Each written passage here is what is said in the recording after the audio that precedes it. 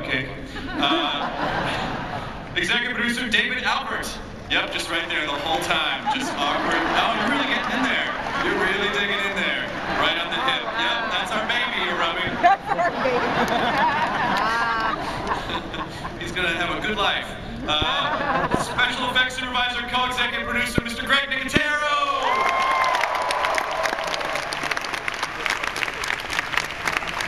Executive producer, Galen Hurd.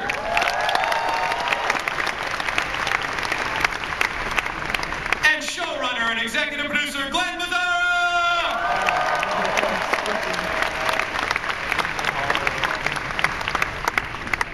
Hey guys, welcome to Comic-Con. How you guys doing? Good. All right, Mr. Kirkman, let's start with you. Let's tell us everything that happens in season 3 in detail. Well, we open on a scene of I can't tell you. Damn it. And then it quickly transitions into another scene, and you'll just have to wait and see. All right. I had the privilege of going to the set a few weeks ago. Managed to avoid most spoilers, but it really, truly was unbelievable. Do you want to tell us a little bit about what you guys have built and what people can look forward to? Yeah, we have a thing called a prison that is going to feature prominently. Yeah. It's constructed by a very talented production designer named Grace Walker, who really transformed a studio into the prison that you're going to see, in the show, and it's pretty amazing. It really is stunning. Like, it doesn't, just even seeing it in person, it does, like a lot of times you see a set and you go, oh, that looks like a backlot, but it actually looks like a prison, like what you guys built. It doesn't look like a backlot. No, it does not look like a backlot. And then David Albert, tell us, you're executive producer now, so you want to tell us what your experience has been like this season? Honestly, the comic book is something I've been working on with Robert for the last 10 years, and seeing this thing come to life and seeing it on the screen has been one of the greatest honors of my entire life. Did it translate the way that you think it would from the page onto the screen, or did it completely exceed every expectation that you had in your head?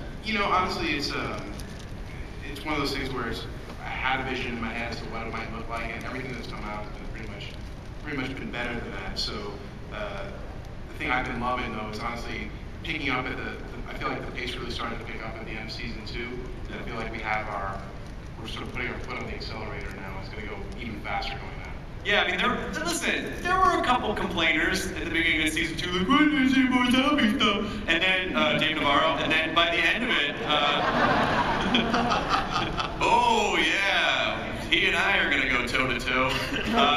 But I've done it now. But then by the end of season 2, to any even of the borderline naysayers, it was like, hey, why don't you suck it? There was a lot of zombie action, and the energy was so intense by the end of season 2. And I remember when we wrapped Talking Dead, you were on that last episode, you go, I'm not even thinking about season 2 anymore, we're way into season 3, and it starts at the level that season 2 ended and does not stop. That is very true. Obviously, you couldn't have a zombie show without super realistic looking zombies, and that is courtesy of Mr. Greg Nicotero. So tell us just a little bit about, improvements, modifications, anything that you've seen that you wanted to, like, how are you constantly evolving the zombies and the makeup this season? Well, every year, we watch the show, and that's good. We refine and determine what we love about certain zombies and walkers and what we like. We always are changing the contact lenses, the dentures. A lot of times we'll put bald caps on guys, and and the episode that I did last year where Dale gets killed, we had a walker that was shirtless so you could see all the ribs, and so we're doing a lot more of that kind of stuff this year. We really want to sell that they're decomposing and emaciated and hungry, and there's a lot of them. Yeah. So we're into episode 6, and we've been pretty busy. It definitely sort of takes us, where we left off from 211, 212, and 213, where we start seeing more and more walkers, and the farm gets overrun, and we're definitely maintaining that. Well, obviously, you guys also seem to be pretty cognizant of the fact that, as time moves on, these Walking Dead creatures are going to start decomposing. Yeah. And so it seems like you kind of have to up the detail as time goes on because of that. flow. Well, that's the plan, and the beauty of the show is we have a lot of prosthetics, and then there's some visual effects, and we're going to do some animatronic puppets and some stuff like that this season that we didn't really get a chance to do in the last 2 seasons. So, we're keeping the audience guessing. Every time you think you know how we did something, we're going to sort of throw something else at you. So, it's going to be great. And you're directing as well? I am. I just finished my first episode about a week and a half ago. What is that like? Yeah, congratulations. How do you go from, having your normal job, which is already a big job, to taking on directing an episode? Well, for me, you would sort of assume that shooting the zombie stuff would be second nature, and it is. It's important to me to make sure that the character stuff is grounded, and fortunately for me, my episode was written by Angela Kang, who's an amazing writer.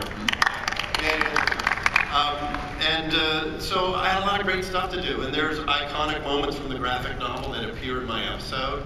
There's like 3 different things, which of course I can't tell you about, but you'll see. But it's exciting that I got a chance to sort of visualize those moments that were in the graphic novel. So it was challenging. It's really, 8 of the hardest days of my career, but the most rewarding. I mean, getting a chance to direct this cast and watch them turn into those characters on camera, it's amazing. It really is. Gail, what about you? What's season 3 been like for you so far? Have you seen the show evolve since the beginning? Yeah.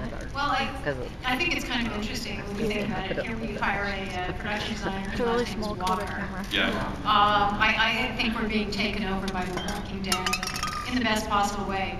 But this season, it's been fantastic because we have not only a prison location, we're introducing Woodbury, and the characters that populate that.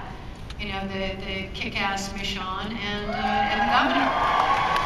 I mean, one of the questions we got asked the most on Talking Dead at the beginning is, when's Michonne coming? When's Michonne coming? When are we getting to see the governor? And now we get to see that. I mean, the reveal. I watched the season finale the day that it aired, right before we shot our show, and I literally with the Michonne reveal, I was like, holy shit!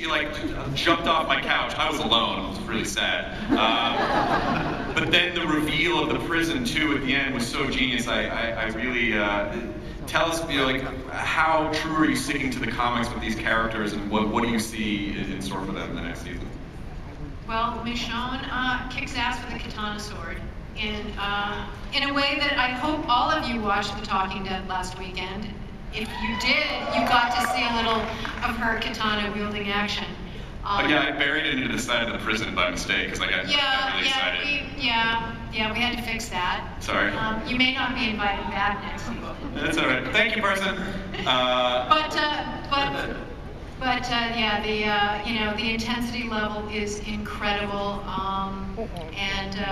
we've got our cast inoculated now. The new people realize just what they're in for and the level that we expect, and they become just as passionate about The Walking Dead as the rest of us already are. And you had an announcement that you were going to make for folks that, both of you together. Glenn Mazzara, executive producer, showrunner.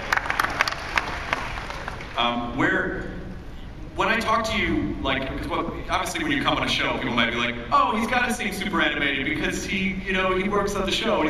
But talking to you backstage, before we go on, you were genuinely excited about the stuff that you're doing, and I feel like you always want to tell me more than you're allowed to tell me. I wish I could. I mean, I'm so excited about the show. I love the show. I love the people we work with. We have a great cast, great team of writers, producers. And I really think we're in the zone on this one. I feel like it's exciting, and we keep pushing each other, and can we do this, can we do that, and even just the zombie gags, I'll call Greg and say, has this ever been done in a zombie movie before? Have we ever seen this? And he'll say, no. Okay, great, we're going with it. And it's just a lot of fun to write. Torrid zombie love scene? Yeah, What? So obviously anyone who's read the comics knows that there's some really terrible things that befall these people. Yeah. So how true can you stick to the depths of the horribleness that happens to these people? Is there some stuff you're like, oh, well, yeah, maybe we can't do that on television? Or is it pretty much like, we're going to try this and hope that AMC lets it go through? It's a couple of things. I think one, it's about staying true to the spirit of the comic book. You know, it's about staying raw, visceral, you know, bringing it every week. That's something we want to do. That's certainly true in the comic book every issue. And we have a lot of time to do it. We want to, you know, have these new characters and develop them and make sure that they're fully realized and have people invested. And then when you see incredible stuff happen to them, you know, it's scary and it hurts. And I think that's part of where we ended up at the end of last season, and that's what we're going to continue to do. So obviously you have an announcement. I'm sure people want to know when. So. Yeah, I would like to make an announcement that we are back Sunday, October 14th at 9 p.m. That's just a few months. That's not that long. It feels like Comic-Con 2011 was like a week ago. So I think just waiting a few more months to October will be great. Was there anything else that you wanted to add to that? Hopefully a lot of you are also from countries around the world. We've got fans in Fox International's 122 countries, 35 languages, and the new season will roll out starting the very next day, October 15th, and will have premiered throughout the rest of the world the rest of that week. So get ready for a lot of dead. Dios míos, los zombies! Probably what's that? I don't know. One of them. But we also have right now, before we bring out the some very special people here that I know that you lined up to see, we have a very special clip, you guys. This is a first look, exclusive to you in Hall H at Comic-Con. And please, before we show this, please don't tape it with your iPhone and be douchey and put it online. Like, this is just for us. This is special. So keep it in your own brain. So here we go.